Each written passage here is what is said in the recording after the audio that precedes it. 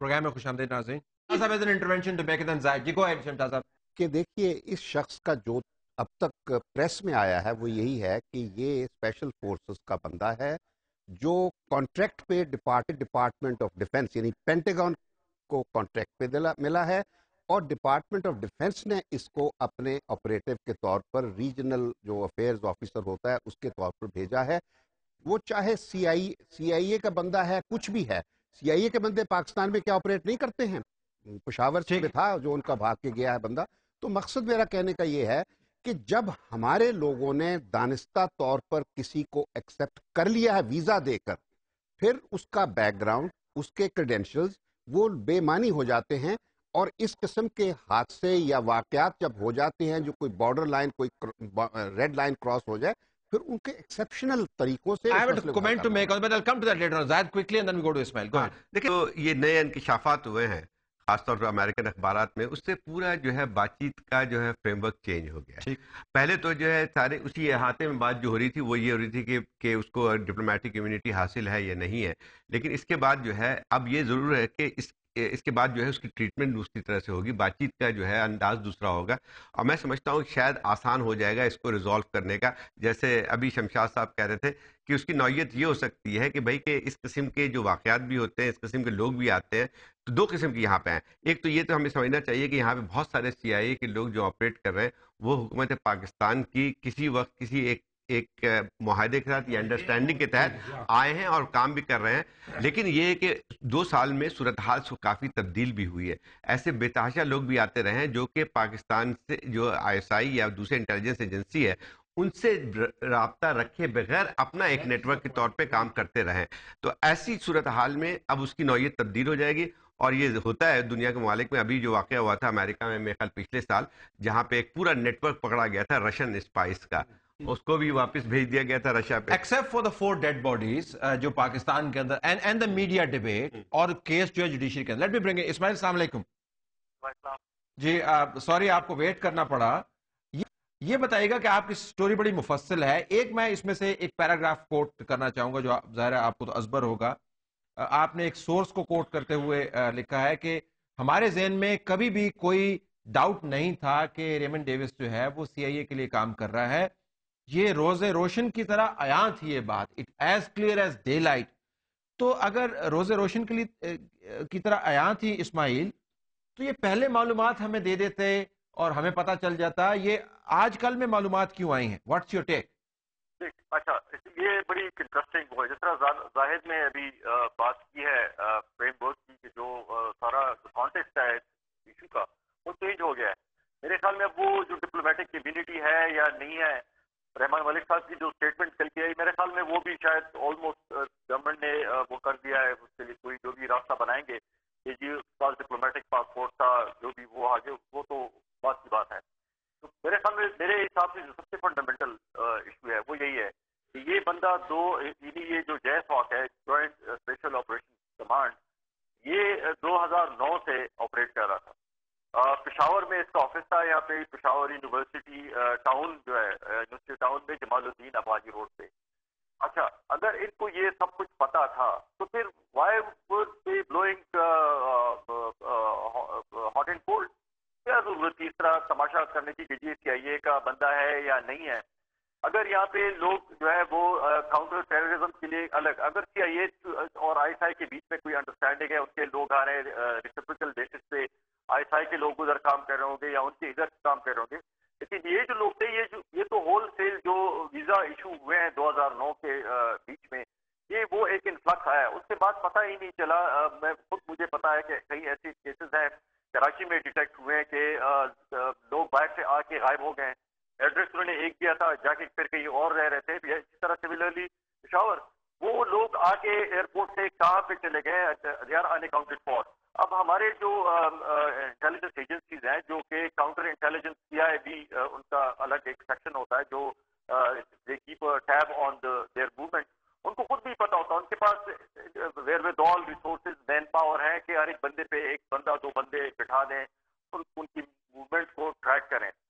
سب سے جو ایشو ہے وہ یہی ہے کہ جب سے یہ ریمنڈ ڈیوس کا ایشو چلا ہے اس کے بعد سے ان کو احساس ہوا ہے کہ یار یہ کہ کوئی نیٹ ورک کام کر رہا تھا اور یہ جو ہے تو یہ بندہ کون ہے. ہاں یہ تو جی ریکارڈ میں پتہ چلا کہ جی وہ نہ یو ایس ایمبیسی کے لسٹ پہ جو سینکشن. اس میں let me interrupt and ask you ایک سوال جو میرے ذہن میں ہے. آپ کے پاس آپ نے سٹوری ان معلومات پر کی جو آپ کے پاس اب آئیں یا آپ معلومات اکٹھی کر رہے تھے؟ I just want to understand کہ اس وقت اتنی دیر یہ معلومات کا حصول کرتے ہوئے کیوں لگی اس معاملے کے اوپر جو آپ کی سٹوری کے اپنے ایک بیان کے مطابق روز روشن کی طرح عیاں تھا. اگر ہمارے پاس یہ تمام معلومات پہلے ہوتی جس طرح زاہد بھی کہہ رہے ہیں تو بحث کا لیول ہی کچھ اور ہوتا. جو پاکستان کے اندر لوگ ریمنڈ ڈیوس کو سفارتکار منوانے پر معمور کیے ہوئے اپنے آپ کو, وہ بھی شاید اتنے زور سے بیان نہ دے رہے ہوتے. دیکھیں طلب میں تو اپنے ایز اے ورکنگ جرنلسٹ میں آپ کو بتا دوں, 1 سال سے تو ہمیں پتا تھا کہ یہاں پہ امریکن جو ہے وہ آپریٹ کر رہے ہیں.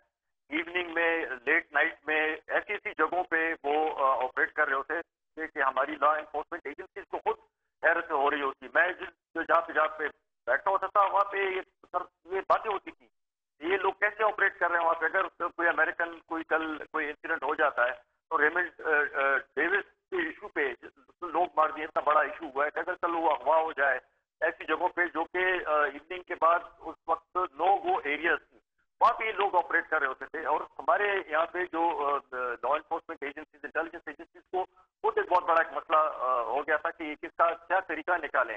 تو وہ جب یہ ایشو بنا تھا ویزاز کا, اور پھر اس کے بعد آپ کو پتا ہے کہ یہ یہاں پہ پیٹرسن ایمبیسیڈر تھی, اس زمانے میں بہت بڑا ایک ایشو کریٹ ہو گیا تھا ویزاز کا, جو ہول سیل ویزاز ایشو ہو رہے تھے ہماری ایمبیسی واشنگٹن میں. اس کے بعد یہ ایک سرفیس ہو گیا تھا, لیکن جیسے ہی ایشو ریزالو ہوا پھر یہ بیچ میں دب گیا کہیں پہ. لیکن اب یہ ریمنڈ ڈیوس کے بعد سے پھر ایک یہ بحث نئی چڑھ گئی کہ یہ بندہ کون تھا. اس کے بعد سے پھر جب ٹریک کرنا شروع کیا, میں نے خود اس پہ مجھے 3 ہفتے لگے, مہینہ لگا مجھے اس کو ٹریک کرنے میں کہ یہ بندہ اس سے کوئی کام بھی ہو رہا ہے.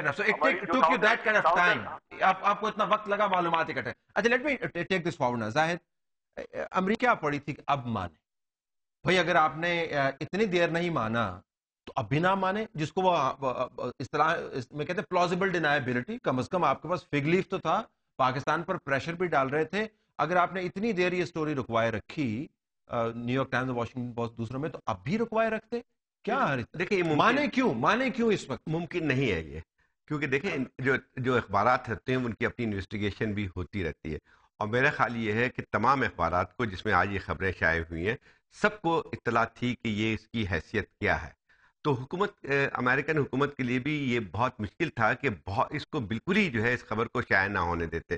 یہ تو ضرور کر سکتے تھے کہ کچھ وقت کے لیے اس کو روک سکتے تھے. میرا خیال کنٹینشن یہ تھا کہ اگر فرض کیجئے اس وقت آ جاتی ہے, شروع میں آ جاتی ہے خبر, تو ممکن ہے کہ اس کی زندگی خطرے میں پڑی ہے. لیکن اب جو ہے اگر یہ چیز طے ہو جاتی ہے ہفتے بھر میں یا 5 دن میں, تو ہو سکتا ہے یہ چیز پھر بھی آتی ہے خبر. ایسی نہیں, اگر یہ یہاں سے چلا بھی جاتا تو یہ خبر ضرور خبر آ گئی تھی, لیکن امریکی اخبار میں بھی آ جاتی اس کے بعد. لیکن یہ جی گو ہیڈ, کوئک انٹروینشن, گو ہیڈ اسماعیل. وہ ایشو یہ ہے کہ کیوں ابھی انہوں نے دیر کیوں لگی امریکہ کو اکنالج کرنے کی. انہوں نے کوشش کی ہے. میں آپ کو بتا دوں اپنی اس ایکسپیرینس کے بیسس پہ کہ جب ہم یہ اسٹوری فائل کر رہے تھے, جو ٹائمز بھی لگا ہوا تھا دوسرے اینڈ پہ, تو انہوں نے ایک تو ریفرنس جو تھی ریجنل افیئر آفس کی, وہ ریفرنس ڈائریکٹ جو سی آئی اے اسٹیشن چیف ہوتا ہے, جو سی آئی اے کے جو لوگ کام کر رہے تھے وہ ریجنل افیئر آفس کے کور کے نیچے کام کر رہے تھے. تو انہوں نے کوشش کی کہ اس ریفرنس کو ہی سامنے نہ لایا جائے. پھر اس کے بعد جب یہ مسئلہ بھی وہ ہو گیا, اس کے بعد انہوں نے کوئی 12 جو لیڈنگ نیوز پیپر تھے ان کو ایک ٹائم بارڈ لگا دیا کہ جب تک ریمنڈ ڈیوس کسی سیف اس میں نہ چلا جائے کسٹڈی میں, جیل سے کہیں اور سیف اس کو نہ شفٹ کر دیا جائے, تب تک آپ اس اسٹوری کو کہ وہ سی آئی اے کے ساتھ وہ تھا کام کر رہا تھا یا special operation joint special operation command کے ساتھ کام کر رہا تھا, تو اس وقت جب تک یہ نہ ہو جائے آپ اسٹوری کو روکے رکھیں. لیکن جب گارڈین کی اسٹوری چھپی تو میرے خیال میں پھر امریکن جو بہت مشکل ہو گئی. اچھا مشکل ہو گیا. اب یہ تو اسٹوری آگے فاطمی صاحب پروف بھی ہو گیا, امریکی خود مان رہے ہیں, انڈورس بھی ہو گیا. اب جو شمشاد صاحب نے نقطہ اٹھایا وہ بڑا اہم ہے خارجہ, وزارت خارجہ کے حوالے سے, کہ اب یہ وزارت خارجہ اس کو ایڈریس نہیں. Is that how it's going to be, مطلب فنکشنلی کیا ہوگا؟ اب پاکستان کے اندر اس ایشو کو ان تمام معلومات کے باہر آنے کے بعد اب کون ہینڈل کر رہے ہیں؟ فارن منسٹر تو خیر ماشاءاللہ ہمارے پاس ہے ہی نہیں اس وقت. نہیں، فارمل چینلز تو فارن آفس ہی رہے گا. ٹھیک، state department of foreign office. ہمارے بھی جو انڈر کور لوگ جاتے ہیں ہندوستان میں، یہ واشنگٹن میں، یہ روس میں، جہاں بھی جاتے ہیں، وہ for that period of time they are co-opted in the foreign ministry. ٹھیک، وہ فارن منسٹری کی طرف سے جاتے ہیں. کبھی یہ نہیں کہا جاتا ہے کہ ICIA کی طرف سے آ رہے ہیں. تو فارمل چینلز تو وہی رہے گا، مگر اس کا فیصلہ اوبویسلی دونوں انٹیلیجنس ایجنسیز کو آپس میں ڈٹرمن کرنا پڑے گا کہ بھائی کہاں تک اس کو الاؤ کیا جا سکتا ہے. کیونکہ اب پوزیشن یہ ہے کہ دونوں حکومتوں کے لیے اسپیس نیرو ہو گیا ہے. اب ہمارے ہاں بھی جو ساری کوشش تھی، جو کل پرسوں تک بھی تھی، کہ رحمان ملک صاحب کا فوکس یہ تھا کہ اس کے پاس ڈپلومیٹک پاسپورٹ ہے، باقی سارے ایشوز کو وہ اگنور کر رہے تھے. بار بار ادھر سے یہ تھا کنسٹنٹ ڈیمانڈ صبح دوپہر شام کی، جی ارریسپیکٹ کی وہ کیا کر رہا تھا، کہاں کر رہا تھا، ٹھیک ہے مرڈر بھی اگر کیا تو کیونکہ وہ ڈپلومیٹک پاسپورٹ لے کر گیا تھا پاکستان تو آپ چھوڑ دیجئے. وہ اب ختم ہو گیا. اب جو ہے Raymond Davis will have to fit in the larger scheme of things. یہ ریمنڈ ڈیوس کو اکیلے آپ نہیں ہینڈل کر سکتے. اب دونوں حکومتوں کو پہلی بات تو یہ ہے کہ پل بیک کرنے کی ضرورت ہوگی. They will have to allow things to cool down. اور اس کے بعد یہ بڑی ایک comprehensive dialogue کی ضرورت ہوگی جس میں دونوں ملکوں کو بیٹھ کر کے they will have to review all the arrangements. ابھی اسماعیل صاحب نے فرمایا کہ ریمنڈ ڈیوس جیسے اس سے بھی لوگ ایسے نو گو ایریاز میں گئے ہیں جہاں پاکستانیز نہیں جاتے ہیں. تو ایکچولی کس طرح سے جا رہے ہیں، کیا اجازت سے جا رہے ہیں، بغیر اجازت سے جا رہے ہیں، کیا ہمارے امداد کے لیے ہیں، یہ ہمارے خلاف ہے. کچھ لوگوں کا خیال یہ ہے کہ شاید ان کی activities may not be to the interest of Pakistan. یہ تو بڑی ایک ڈینجرس فیلنگ پاکستان کے اندر. اور پاکستان کے اندر جو پولیٹیکل حکومت ہے اب اس کے لیے کوئی آپشن نہیں رہا اس کے علاوہ کہ امریکنز جو ہیں وہ ڈرا بیک کریں. بڑی انہیں فارمل اب اپالوجی دینی پڑے گی، بڑی فارمل طریقے سے کمپنسیشن کا آفر کرنا پڑے گا. چڑھائی انہوں نے کی ہوئی تھی کہ چھوڑیں اس کو، ہمارا بندہ پکڑا ہوا. وہ مورل پوزیشن تو امریکنز کی ڈسٹروائے ہو گئی. They have no leg to stand on as far as the ethics and morality of this case. ایک اور بریک لیتے ہیں ناظرین، اور چند ایک معاملات رہ گئے ہیں ان کے اوپر مزید گفتگو کریں.